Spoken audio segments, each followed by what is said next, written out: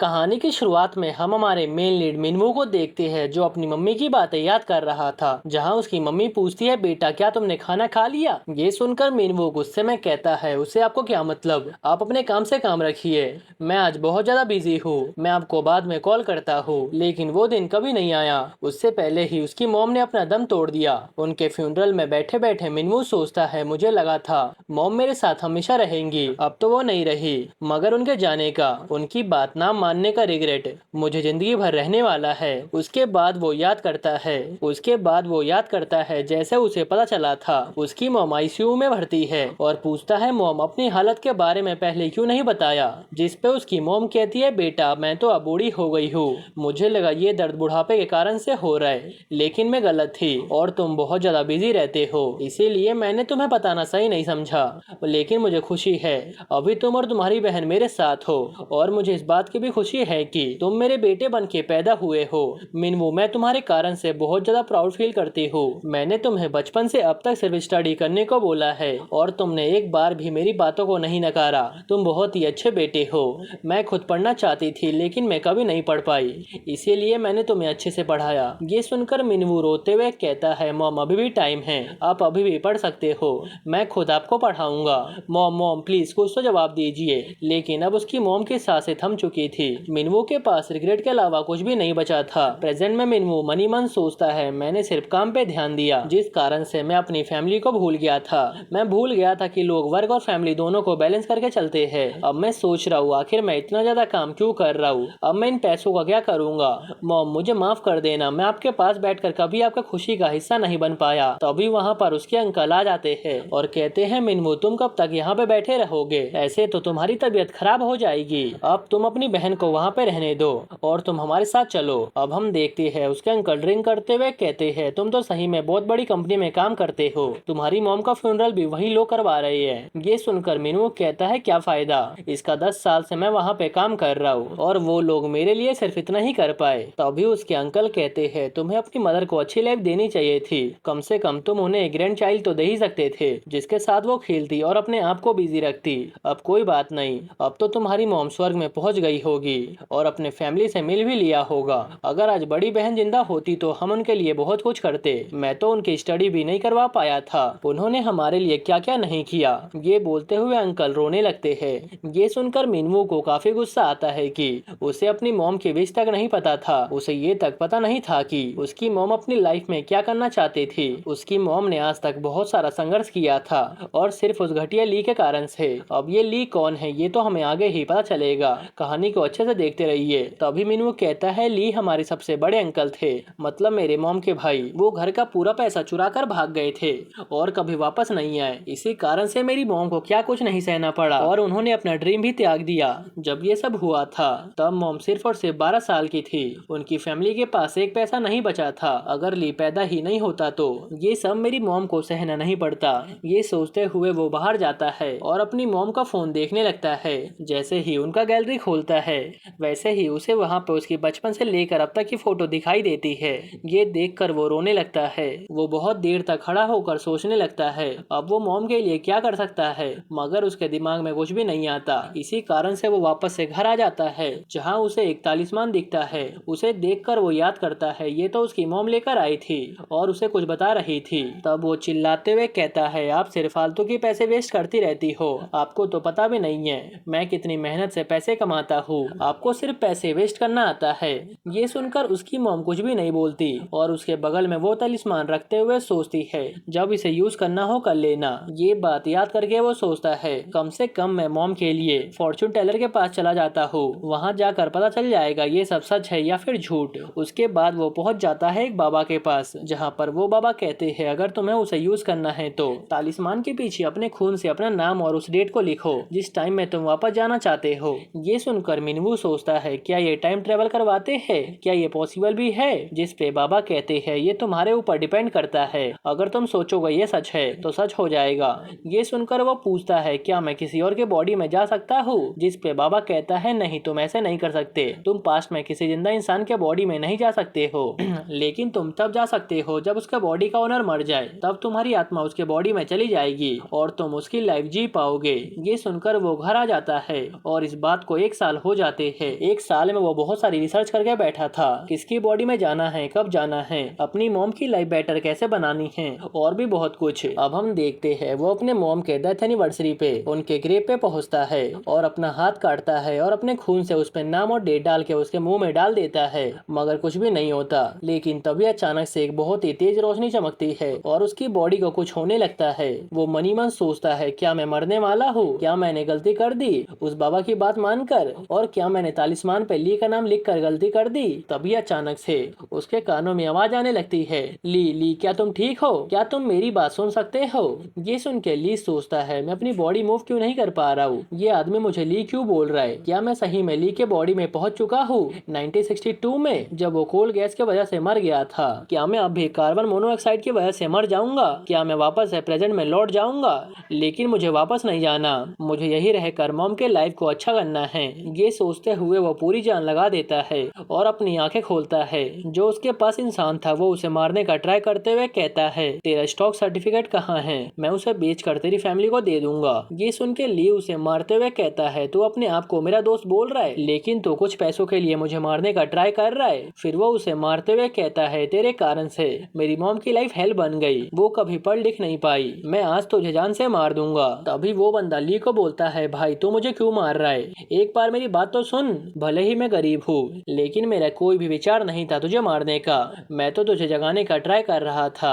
ये सुनकर मिनवू जो अब ली के बॉडी में है वो कहता है, क्या तू सच बोल रहा है। फिर वो अपने आसपास देखता है लेकिन उसे कोई भी सबूत नहीं मिलता कि किम ने उसे मारने का ट्राई किया था। उसके बाद वो आज का डेट देखता है और सोचता है, अंकल तो 1 महीने बाद मरे थे, तो क्या इस टाइम लाइन में वो 1 महीने पहले मर गए। मेरी मॉम हमेशा बताया करती थी जब अंकल मरे थे तब स्टॉक मार्केट डूब गया था, इसीलिए सबको लगा उन्होंने सुसाइड किया है और कभी भी अंकल के बॉडी को क्लेम नहीं किया। फिर वो काफी ज्यादा खुश होते हुए कहता है, ये तो काफी सही है, अब मुझे पता है आगे स्टॉक मार्केट में क्या होने वाला है, इससे तो मैं अपने मॉम की लाइफ को बेटर कर दूंगा। अब से हम ली को मिनवू कहेंगे क्योंकि बॉडी में उसकी ही आत्मा है, इसीलिए आप सब समझ जाना।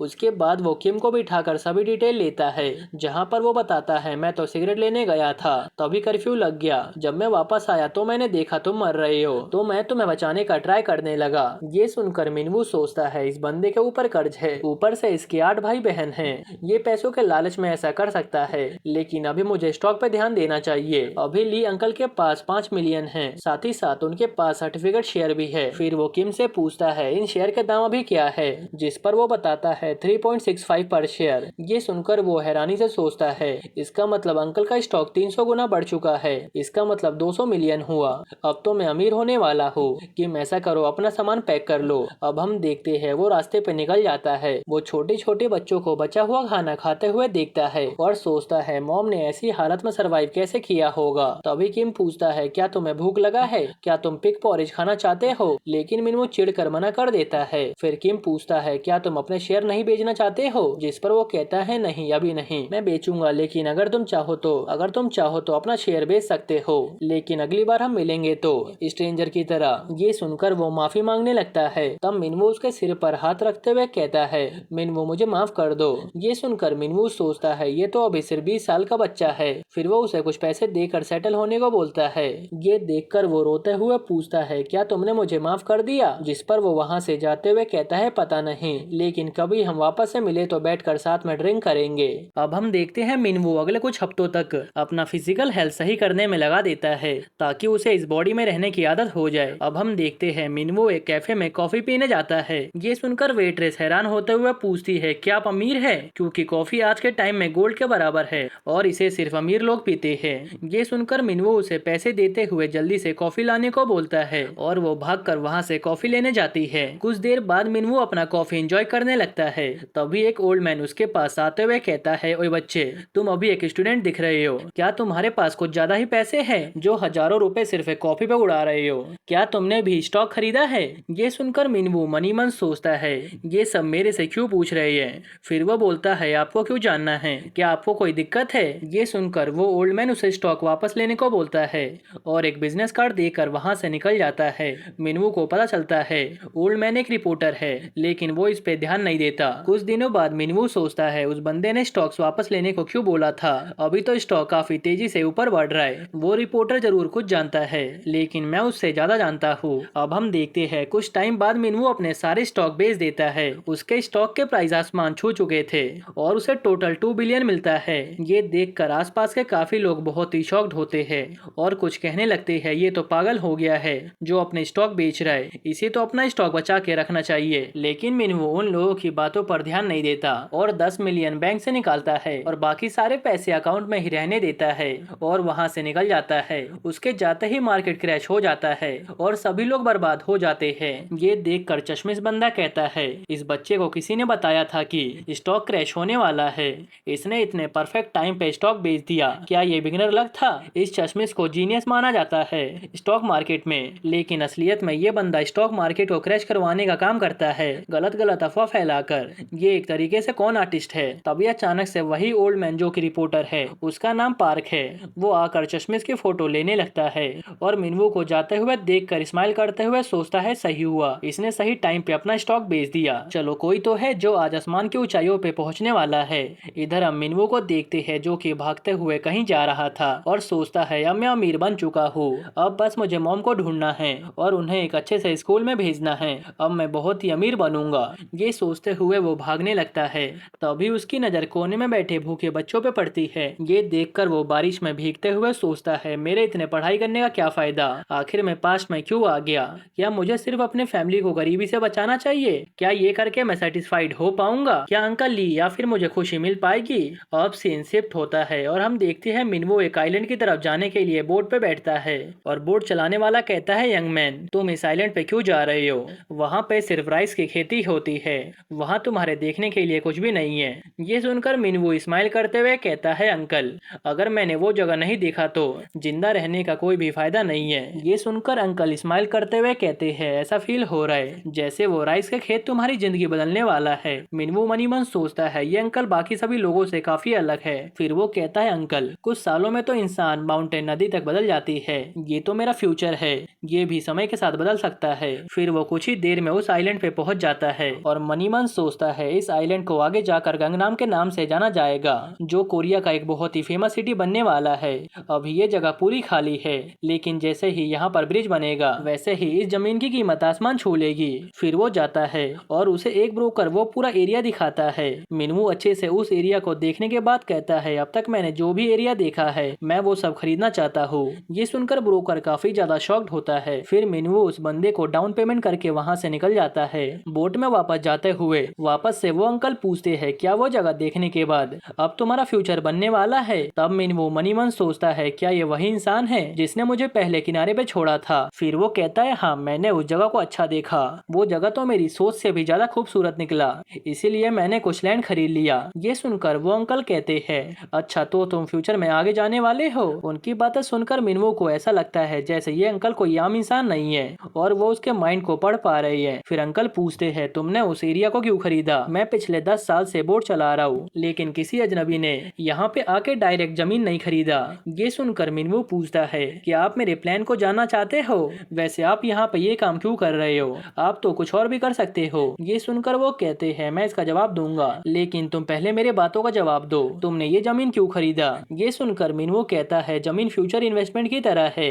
ये सुनकर अंकल गुस्सा हो जाते हैं और कहते हैं तुम्हारे आंसर को सुनने के बाद मुझे समझ आया तुम मेरे जवाब को जानने के लायक नहीं हो। क्या तुम्हारी फैमिली जापानीज सोल्जर के कब्जे में है जो तुम ये सब कर रहे हो? ऊपर से अभी तुम बहुत ही छोटे हो, तुम्हें तो पसीना बहाकर पैसे कमाने चाहिए, ऐसे पैसों से पैसे बनाने का क्या फायदा? ये सुनकर मिनवू को काफी गुस्सा आता है लेकिन वो अपना गुस्सा कंट्रोल करते हुए कहता है अंकल आपको पता है सब अलग अलग तरीके से पैसे कमाते हैं और सबका अलग अलग माइंडसेट होता है। ये सुनकर अंकल गुस्से में कुछ बोलने ही वाले थे, इतने में मिनवू चिल्लाते हुए कहता है मैं उस जमीन पे एक बड़ा सा फार्म बनाने वाला हूँ। ये सुनकर अंकल बहुत ही शॉक्ड होते हैं और उनका मुंह बंद का बंद रह जाता है। फिर वो कहते हैं तुमने मुझे काफी डिसअपॉइंट किया, मुझे लगा तुम कुछ बड़ा करने वाले हो। ये सुनकर मिनवू सोचता है ये जगह आगे जाकर फेमस होने वाला है लेकिन तब तक मैं इस जमीन को ऐसे नहीं छोड़ सकता हूँ, कम से कम मैं इसे एक बड़ा फार्म तो बना ही सकता हूँ। फिर वो कहता है अगर मैं कहूँ ये फ्यूचर में जाकर सोना देगा तो ये झूठ होगा क्योंकि मुझे कंफर्म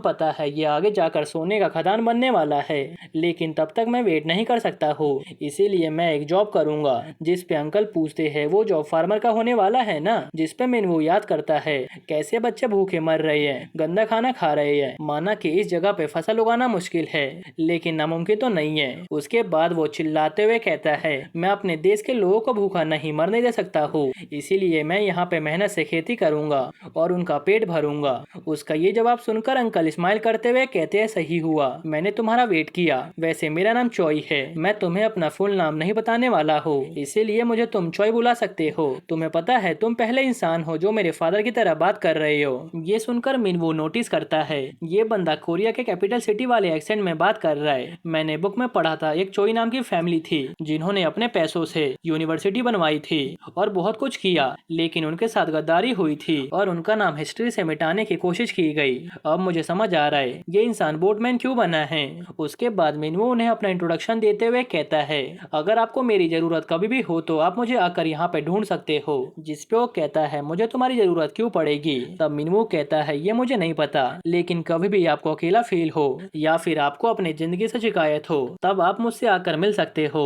उसके बाद वो वहाँ से निकल जाता है और सोचता है मिस्टर चोई की 3 बेटी है, जिसमें से सबसे छोटी वाली बहुत सुंदर है। अब हम देखते हैं कुछ दिनों बाद मिनवू वो जमीन खरीद लेता है और वहाँ पर एक बड़ा सा बिल्डिंग बनवाते हुए ब्रोकर को बताता है, मैं यहाँ पर फार्म खोलने वाला हूँ। ये बिल्डिंग इसीलिए बनवा रहा हूँ ताकि ये एक तरह से वेयर हाउस का काम करे। मैं नहीं चाहता कोई भी चावल खाए बिना मरे। तभी कुछ मजदूर उससे कहते हैं, तुमने हमें काम करते हुए देख लिया, अब तुम घर जाओ, तुम कब से हमें घूरे जा रहे हो। ये सुनकर मिनवू सोचता है, अगर मैं यहाँ से चला गया तो ये यहाँ से सामान चोरी कर लेंगे और एक दिन का काम 10 दिन में करेंगे। वैसे भी यहाँ पर वर्कर की कमी है, मैं ये रिस्क नहीं ले सकता हूँ। अब हम देखते हैं वो अपने ऑफिस में बैठे बैठे सोचता है, मैं अपने जैसे माइंडसेट वाले बंदों को कहाँ ढूंढूं। तभी वहाँ पर वही मिस्टर चो सूट पहने हुए आ जाते हैं। मिनवू उन्हें देखते ही गले लगा लेता है और उनके साथ उनकी सबसे छोटी बेटी सू भी आई थी, जो कि बहुत ही सुंदर दिख रही थी। मिनवू जल्दी से सू को अपना इंट्रोडक्शन देते हुए मिस्टर चोई को अपना चेयर देते हुए कहता है, ये ऑफिस सही से नहीं बना है, पहले आप बैठ जाइए। तभी मिस्टर चोई पूछते हैं, कहीं तुम्हारे पास वर्कर की कमी तो नहीं है। तब वो कहता है, वर्कर की तो बहुत ज्यादा कमी है। तभी ओल्ड मैन कहते हैं, ये मेरी सबसे छोटी बेटी सू है, जो मेरी आंखों का तारा है और अभी ये यूनिवर्सिटी में है, लेकिन इसका हॉलीडे चल रहा है, इसीलिए मैं चाहता हूँ तुम इसे यहाँ पे इंटर्नशिप पे रख लो। मैं यहाँ सिर्फ तुम्हारे ऊपर ट्रस्ट कर सकता हूँ, इसीलिए मैं चाहता हूँ आप मेरी हेल्प करें। लेकिन वो उसके डील को ठुकरा देते हैं। ये सुनकर मिनवू खड़ा होता है और कहता है, प्रोफेसर आप एक खूनी हैं। आप खुद यहाँ पर बैठकर आराम से खाना खाते हैं, लेकिन बाहर की दुनिया में हर रोज कोई न कोई मर रहा है, क्या आप उनके बारे में नहीं सोच सकते हो। मुझे पता है आपके अंदर अच्छे और ज्यादा चावल उगाने की एबिलिटी है। ये सुनकर वो कहते हैं, तुम्हारे बात में दम है। जिस पे मिनवू कहता है, मुझे पता है प्रोफेसर, आप पहले से रिसर्च कर रहे हैं और आपके रिसर्च में एक वीक पॉइंट है और वो है हाइब्रिड स्टेरिलिटी। ये सुनकर प्रोफेसर हैरान होते हुए कहता है, तुम्हें इस बारे में कैसे पता। जिस पे वो कहता है, मुझे पता है इसका सॉल्यूशन। के बाद मिनवू याद करता है, जब खाने के टेबल पे 7 डिश होता है तो उसे 7 डिश टेबल कहते हैं और 9 होता है तो उसे 9 डिश टेबल। लेकिन वहाँ पर एक चीज इम्पोर्टेंट है जिसे काउंट नहीं किया जाता है और वो है चावल। लेकिन 2 टाइप के राइस होते हैं जो सबसे ज्यादा इम्पोर्टेंट होता है। पहला है जुबेका, जो ज्यादातर चाइना, कोरिया, जापान में उगता है, और दूसरा है इंडिका, जो कि इंडिया में उगता है। जब कोरिया में भुखमरी बढ़ी थी तब जुबेका राइस को ज्यादा से ज्यादा उगाया गया था क्योंकि वो जल्दी उग जाता है। लेकिन इंडिका राइस होता है उसे टाइम लगता है और कोरियन को उसका टेस्ट इतना बेकार लगता है कि वो उसे खा तक नहीं पाते। अब हम देखते हैं वो प्रेजेंट में कहता है, प्रोफेसर आप जुबेका और इंडिका को क्रॉस करके एक नया वैरायटी बना रहे हैं ना। ये सुनकर वो हैरानी से पूछते हैं, क्या तुम भी रिसर्चर हो। जिसपे वो कहता है, नहीं मैं एक बिजनेसमैन हूँ, इसीलिए मैंने हल्का रिसर्च किया, इसीलिए मैं चाहता हूँ आप मेरे साथ मिलकर काम करें। ये सुनकर वो मान जाते हैं। फिर मिनवू कहता है, आप 1 महीने में यहाँ का काम समेट लीजिए, फिर मैं आपके पास आकर मिलूंगा। और रही बात सैलरी की तो मैं आपको जितना मिलता है उसका डबल सैलरी पे करूंगा। अब हम कुछ टाइम बाद का सीन देखते हैं जहाँ मिनवू के पास उसका एक एम्प्लॉय पार्क भागते हुए आता है और कहता है, बॉस बॉस हम खतरे में हैं। ये सुनकर मिनवू सोचता है, अच्छा तो ये वही टाइम है जब कंट्री में वॉन बैन करके वॉन चलाया गया ताकि हल्का पॉवर्टी कंट्रोल में आ जाए। फिर वो कहता है, हाँ मुझे पता है, हमारे सारे पैसे फ्रीज हो गए। जिस पे पार्क कहता है, हाँ वही तो बॉस, हम खतरे में हैं, हम वर्कर को पेमेंट कैसे करेंगे। जिस पर वो कहता है, चिंता मत करो, हमारे पास फूड सप्लाई है। पार्क फूड सप्लाई को देखकर हैरानी से पूछता है, बॉस क्या आपको पहले से पता था ऐसा कुछ होने वाला है। और बॉस मैं तो इस बात को समझ गया, लेकिन बाकी वर्कर नहीं समझेंगे। ये सुनकर मिनवू कहता है, जाओ सभी वर्कर को इकट्ठा करो। वर्कर आते ही चिल्लाने लगते हैं। तब मिनवू कहता है, आप लोगों को पैसे चाहिए ताकि फूड खरीद सको, लेकिन मैं आप सभी को फूड देने देने के लिए रेडी हूँ। ये सुनकर वो सभी कहते हैं, लेकिन वो खाना कितने टाइम तक चल पाएगा? जिस पे मिनवू कहता है कम से कम 2 महीने, और अगर आपको पैसे चाहिए तो मैं वो भी देने के लिए रेडी हूँ। लेकिन आपको पता है ना, वॉन के मुकाबले वॉन की वैल्यू गिर गई है। अगर मैं आपको 10 वॉन दूंगा उसका मतलब 1 वॉन, इसीलिए मैं आपको फूड सप्लाई दे रहा हूँ। और अगर आपको दिक्कत है तो आप ये जॉब छोड़ सकते हो, लेकिन याद रखना मैं आप सभी को काम पे वापस नहीं रखूंगा। अगर किसी को कोई दिक्कत है तो आकर मेरे से बात करे। उसके बाद वो अपने ऑफिस में चला जाता है। तभी सू उसके पास आकर पूछती है, बॉस क्या आपको इसके बारे में पहले से पता था? तभी तो अपने प्रोफेसर को बोला था मैं आपको वॉन में पेमेंट दूंगा। ये सुनकर वो बोलता है, मैं कोई भगवान थोड़े ना हूँ, वो तो बस मेरे मुंह से निकल गया था। फिर वो मनी मन सोचता है अभी यहाँ पर मिलिट्री राज चल रहा है, अगर किसी को खबर हुई, उनका इन्फॉर्मेशन बाहर किसी को पता है तो वो मुझे मार देंगे। अभी मेरे पास 1 महीना है, 1 महीने में ये पेमेंट वाला इशू सॉल्व हो जाएगा, लेकिन उस टाइम तक मुझे कुछ करना है। अब मैं फाइनली अपने मॉम को देखने जा रहा हूँ। अब हम देखते हैं सू और मिनवू दोनों ही निकल गए थे मिनवू की मॉम को देखने। वो तो मस्त मोमो खाने में लगी थी और वो हर जगह मिनवू को फॉलो कर रही थी ताकि वो मिनवू से हर चीज सीख सके। फिर वो दोनों वहाँ से एक बस लेते हैं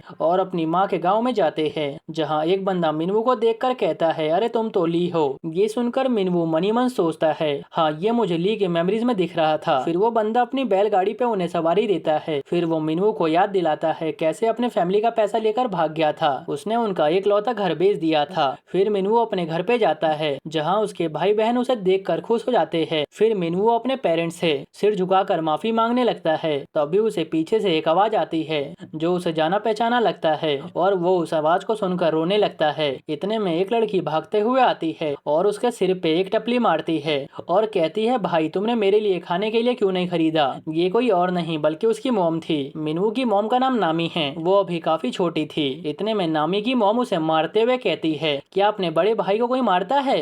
तभी नामी रोते हुए कहती है, उन्होंने कहा था ये मेरे लिए खाने के लिए लाएंगे और भाग गए, और अब आप मेरे ऊपर गुस्सा कर रहे हो। ये देखकर मिनवू रोते हुए कहता है, नामी मतलब अपनी मॉम को गले लगा लेता है। अब हम देखते हैं रात का डिनर बनने लगता है जिसमें पोर्क और चिकन था। मिनवू यहाँ पैसे तो नहीं लाया था, इसीलिए अपने साथ मीट लेकर आया था। तब उसके टोटल 10 भाई बहन थे। वो सभी बैठकर खाना खाने लगते हैं। तभी नामी गुस्से में कहती है, भाई के कटोरे में सिर्फ मीट ही मीट है और मेरा मीट खत्म हो गया।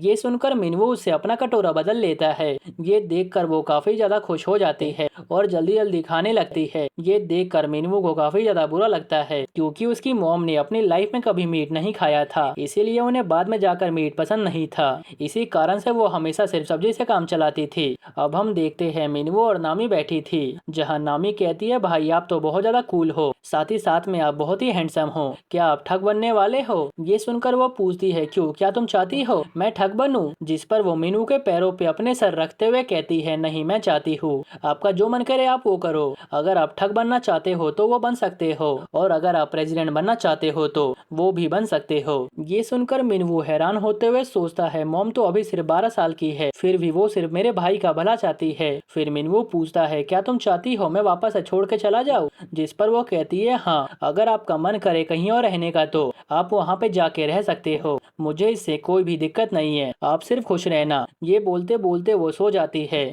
मिनवू उसे रूम में सुलाते हुए सोचता है, सही हुआ जो मैंने फार्मर बनने का सोचा, अब कोई भी बच्चा भूखा नहीं सोएगा। इतने में सू उसके पास आकर पूछती है, क्या तुम्हारी छोटी बहन से अच्छे से बात हुई? जिस पर वो कहता है, हाँ, और मैं चाहता हूँ तुम मेरा एक इम्पोर्टेंट काम करो। अगले दिन वो अपने पेरेंट को राजी करता है दूसरे सिटी में मूव होने के लिए। वो लोग उसके लिए नहीं मानते मगर बाद में मान जाते हैं। अभी वो जिस गाँव में था वहाँ पर ट्रांसपोर्ट का साधन नहीं था, लेकिन सू की हेल्प से वो अपने भाई बहनों को सामान पैक करवाता है और स्कूल में नाम लिखवा देता है। फिर वो सभी वहाँ से निकल जाते हैं, लेकिन निकलने से पहले वो अपने बेस्ट फ्रेंड से मिलता है जो अपना गाँव छोड़कर नहीं जाना चाहता था। तब मिनवू उसके लिए एक बैंक ओपन करवा कर उसमें कुछ पैसे डाल देता है। फिर वो अपने फैमिली के साथ एक नई जर्नी पे निकल जाता है। उसके बाद वो अपनी फैमिली को अपना घर दिखाता है। जब उन्हें पता लगता है आसपास का सभी एरिया मिनवू का है, तब वो बहुत ज्यादा शॉक्ड होते हैं। उन्हें बिल्कुल भी बिलीव नहीं होता, जो बच्चा एक टाइम पर पैसे लेकर भागा था वो अपने लाइफ में बहुत आगे निकल चुका है। अब वो फैमिली कंस्ट्रक्शन फार्मिंग को भी टाइम दे रहा है। सू की हेल्प से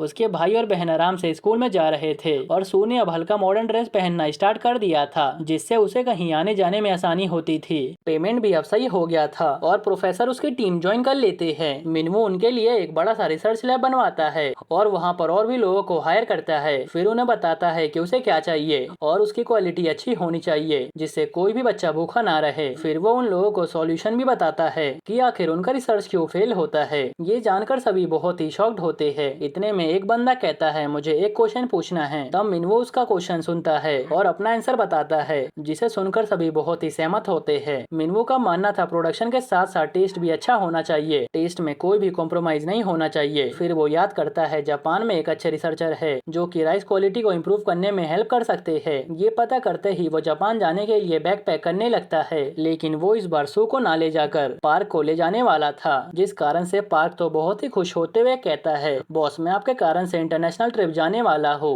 मैं अपने खानदान में अकेला ऐसा इंसान हूँ। सू को ये सब सुन के अच्छा नहीं लगता। तो अभी सू पूछती है क्या तुम खाने का तेल भी उगाने वाले हो, लेकिन मिनवो मना करते हुए कहता है नहीं तो मैं जापान दो चीजें लेने जा रहा हूँ, पहला है जापान का राइस और दूसरा मैं बाद में बताऊंगा। अब हम देखते हैं जब मिनवो इस बारे में अपने फैमिली को बताता है तब वो लोग बहुत ही खुश होते हैं, लेकिन नामी रोते हुए कहती है नहीं आप कहीं नहीं जा सकते हो, आप मुझे फिर से छोड़कर जा रहे हो। तब मिनवो कहता है लास्ट टाइम तुमने बोला था मैं जहाँ जाना चाहता हूँ जा सकता हूँ, जिस पर वो कहती है हाँ क्योंकि मुझे लगा आप हमारे से दूर रहकर खुश रहते हो, लेकिन अब मैं आपके साथ जापान जाना चाहती हूँ। मैंने सुना है जापान काफी ज्यादा खतरनाक है, इसीलिए मैं आपकी रक्षा के लिए वहाँ पे चलूंगी। ये सुनकर मिनवो उसे ना नहीं बोल पाता और उसे जल्दी से अपना वेपन रेडी करने के लिए बोलता है। नामी के पास वेपन के नाम पे कुछ लकड़ी के डंडे थे। अब हम देखते हैं वो ट्रेन में बैठकर पार्क और मिनवो के साथ उनके सफर पे निकल गई थी। वो बैठकर उबले हुए अंडे खा रही थी। तभी मिनवो उसे सोडा पीने के लिए देता है ताकि उसके गले में कुछ भी ना अटके।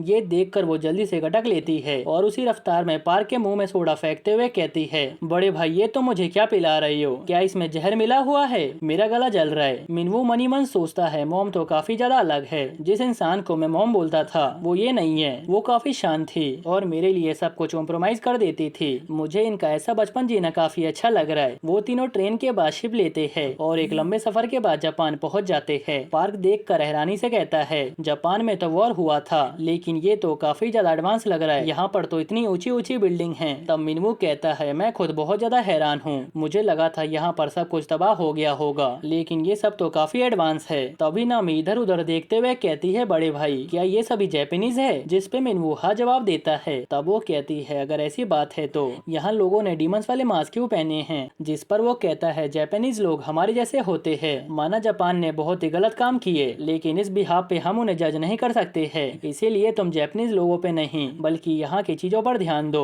और अच्छी अच्छी मेमोरीज बनाओ। ये सुनकर वो काफी ज्यादा एक्साइटेड हो जाती है और अपना लकड़ी का डंडा पकड़ लेती है। तब मिनवो उसे शांत करते हुए डंडा को दूर रखने को बोलता है। अब हम देखते हैं पार्क और नामी एक राइस फील्ड में घुसकर वहाँ के राइस को चुराने का ट्राई करते हैं ताकि वो उसे अपने कोरिया में लेकर जा सके, लेकिन तभी उन्हें वहाँ का मालिक पकड़ लेता है और उनके साथ मिनवो भी था। फिर वो कहता है तुम सब चोरी क्यों कर रहे हो, चलो तुम दोनों मेरे साथ चलो। फिर मिनवो खुद जाकर चावल के दाने तोड़कर एक बोतल में रख लेता है और सोचता है प्रोफेसर इसे एक नया वैरायटी बना देंगे। फिर वो नामी और पार्क को चलने को बोलते हैं, लेकिन वो दोनों उसके साथ खेलने लगते हैं। तब मिनवो मनी मन सोचता है मैंने कभी नहीं सोचा था मैं मॉम को स्माइल करते हुए देखूंगा। उसके बाद वो उन्हें बताता है अब उन्हें दूसरे मिशन पे जाने को बोलता है। फिर वो एक जगह रुकता है और उन्हें रामेन बनाकर देता है और सोचता है इसे खाते ही ये दोनों पागल हो जाएंगे, मगर वो दोनों कहने लगते हैं इसमें तो नमक बहुत ज्यादा है, क्या यहाँ पर किमची नहीं है। ये सुनकर मिनवो को बिल्कुल भी समझ नहीं आता वो दोनों ऐसा क्यों बोल रही है। फिर वो खुद रामेन को टेस्ट करता है, लेकिन उसे खुद भी पसंद नहीं आता और सोचता है इस एरा में जापानीज रामेन तो काफी बुरा टेस्ट करता है, लेकिन मेरे टाइम में ये काफी अच्छा टेस्ट करता था। फिर वो उन दोनों को बताता है हमारा दूसरा मिशन था इन रामेन को कोरिया लेकर जाना। ये सुनकर नामी गुस्सा करने लगती है। फिर पार्क कहता है जब अपने पैकेट से कुछ ही मिनट में 3 रामेन का प्लेट बना दिया तो मैं काफी ज्यादा इम्प्रेस हुआ था। इसका टेस्ट उतना भी बेकार नहीं है, क्वालिटी भी अच्छी है। ये कोरियन टेस्ट के लिए अच्छा नहीं है, लेकिन हम इसमें चेंज करके बेच सकते हैं। ये सुनकर मिनवो खुश होते हुए कहता है हाँ सही कहा, अगर हमने इसमें कुछ चेंज कर दिए तो हम रात का डिनर और ब्रेकफास्ट की जगह ये नूडल्स आराम से खा सकते हैं। उसके बाद लोगों को घंटों तक खाना नहीं बनाना पड़ेगा और कम पैसों में पेट भर जाएगा। उसके बाद वो याद करता है एक बिजनेसमैन था जिसने 1963 में रामेन को कोरिया में इंट्रोड्यूस किया था, इसीलिए वो इस इंसान से करने से पहले जापान का रामेन कोरिया में लाना चाहता था। नामी ट्रेन से जाते हुए पूछती है बड़े भाई क्या हम भी एक अच्छी लाइफ जी सकते हैं, जिस पे मिनवो कहता है हाँ बिल्कुल। ये सुनकर वो कहती है अच्छा इसी कारण से आप इतनी ज्यादा मेहनत कर रही है। फिर वो सभी रामेन कंपनी के मालिक से मिलने जाते हैं, लेकिन उन सभी के पास अपॉइंटमेंट नहीं था, इसीलिए उन्हें वेट करने को बोला जाता है। लेकिन कुछ ही देर में बॉस उन्हें अंदर बुला लेते हैं। तब मिनवो ने जाकर अपना आइडिया देता है कि वो चाहता है वो रामेन की फैक्ट्री और सभी चीजें कोरिया में स्टार्ट करे, इसके बदले वो उन्हें शेयर देगा। ये सुनते ही वो 1 सेकंड में मान जाते हैं। तब मिनवो पूछता है तुम इतनी जल्दी क्यों मान गए? तब वो कहते हैं क्योंकि तुम कोई बेकार इंसान नहीं लग रहे, मैंने देखा तुम्हारे साथ आई बच्ची काफी खुश दिख रही है, क्या वो तुम्हारी बेटी है? जिस पे मिनवो कहता है नहीं वो मेरी छोटी बहन है। तब बॉस बताता है मेरी भी एक छोटी बहन हुआ करती थी। और इसी के साथ ये एपिसोड यहीं पर खत्म होता है। अगर आपको ये मानवा थोड़ा सा भी पसंद आया हो तो प्लीज वीडियो को लाइक कर देना।